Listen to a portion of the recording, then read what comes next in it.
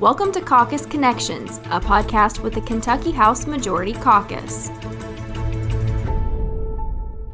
Welcome to Caucus Connections. We're here with Representative Steve Riley of the 23rd District, which covers Barron County and part of Warren County. It's good to see you up here in Frankfort today, sir. Thanks, John. Appreciate it. Before we get into the interview today, I want to talk to you a little bit about your background before you became a legislator, because I think it gives you a special insight into what we're going to be talking about this week. Tell me about your background as an educator.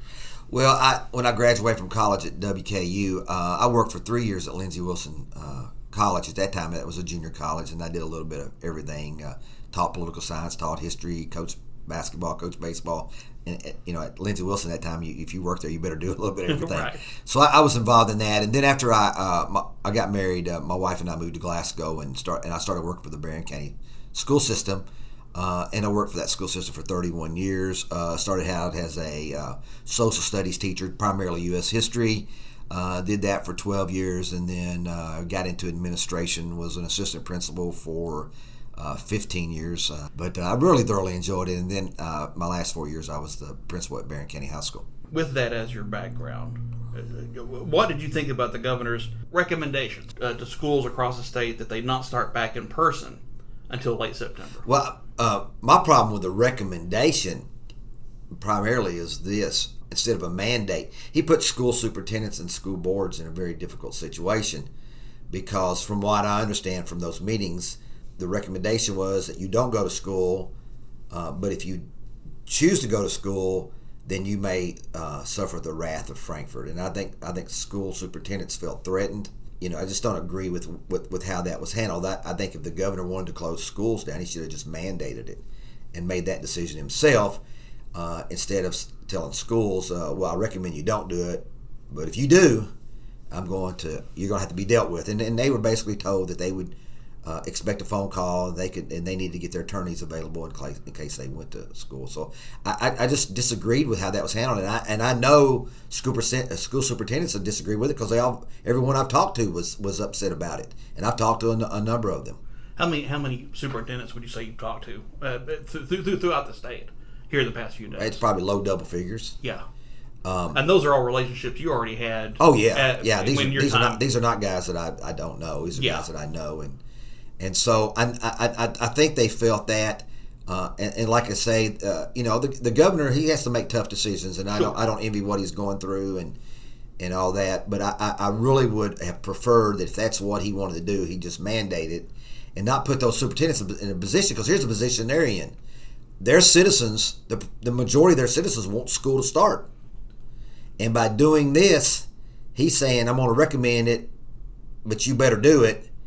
At the same time, so it means they've got to make the decision. And at the same time, they've got citizens going, we expect you to start school. We want you to start school. And in their mind, they're going, yeah, but if I start school, I'm going to suffer the wrath of KEDE of this or administration, this administration or whatever.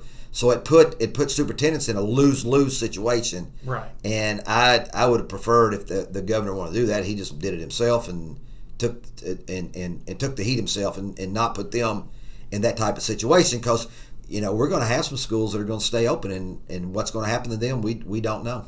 But I wish he had not have put superintendents and school boards in such a difficult situation, because they had spent a good deal of the summer gauging their citizens, didn't they? I mean, a good deal of these school districts. They did surveys and everything, and I think most of them are getting back the 70% of people wanted to go to school, and then they were giving them an option that if you don't want to go to school, you can do virtual and those type of things.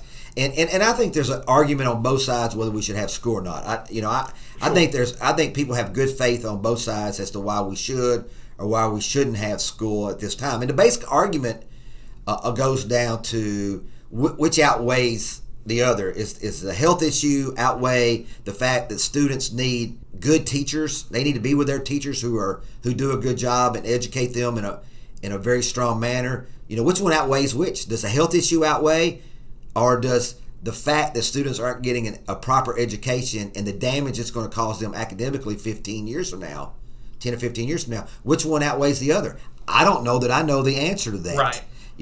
Because I can't see into the future. We're in a lose-lose deal no matter what right here, because if you cancel schools, no matter what you do with NTI, no matter what you do, you cannot educate students the same way or as good with NTI, and with many of our students that don't have internet service, paper work, you cannot educate them nearly as well that way as you can with a teacher. So you've got the fact that they're going to lose academically if you don't have school. Now, the other part of it, obviously, and this is what the governor looks at, is, well, if we have school, we're going to have outbreaks and we're going to have major health issues. So that's why this situation is a lose-lose situation. It's not a win situation for anyone. You talk about that gap in education. You've seen that throughout your career. Even in a perfect scenario, you still have that gap between a lot of students, say poor students versus students that have maybe a few more resources at home. Maybe their parents can afford a good computer or something like that. I can give you an example of what can happen to students. I talked to a counselor friend of mine the other day that knew a family that was a single mother, and she had 2 young children. And when this happened, the outbreak in the middle of March happened, and I think everybody agreed that we needed to stop schools at that point in time. We didn't know what we were dealing with, and I think everybody did the best they could in that situation. Schools weren't prepared for it. The general public wasn't prepared for it. We were in a tough situation. But this single mom, these 2 kids, when the outbreak happened, the only people she had to watch her kids were grandparents, and they were older grandparents. You know, you can have grandparents that are younger, or healthier, and then you have some that are older. And these are older grandparents who really, they were just trying to keep the kids to behave, and they were trying to do the best they can. But the daughter of this single mom had just learned to read and was making progression in her reading. So early on in her reading development, that young lady cannot read today. So she went from learning to read in the early stages to the fact that all this time without school, which is 5 months now, I think, that she lost that ability to do that. And so I think this gives an idea of the regression that our young people are going to have if they don't have school, and it's going to be I deem this probably going to be more apparent in young kids.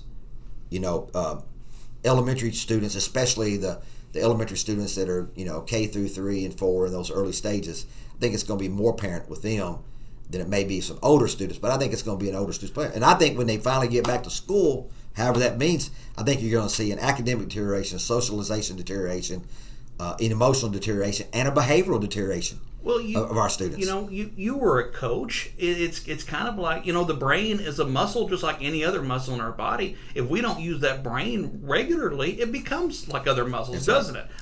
It needs working. It does. So, as I said, there's that great decision that has to be made. Which one is going to cause more harm, and that's a difficult decision to make. And I personally trust our local boards and our local health departments, our local superintendents to make decisions the best for their community. I have a problem with the one size fits all.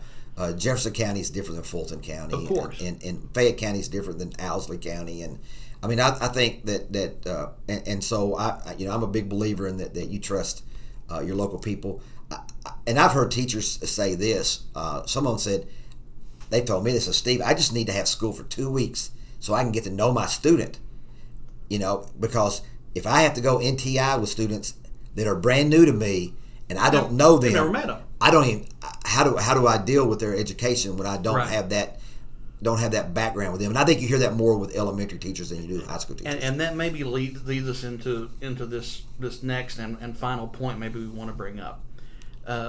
Reported child abuse cases have gone down considerably in the past few months. Talk to me about that aspect of in-person learning. Teachers are able to see things that maybe someone else might not, correct? Yeah, so most child abuse cases get reported by teachers, counselors, janitors, custodians, cafeteria workers, lunch lady, all those people. School resource officer. Other students see these and report these cases, and with our students now, our young people now that are home, I can't imagine what's happening to some of them. I can't imagine.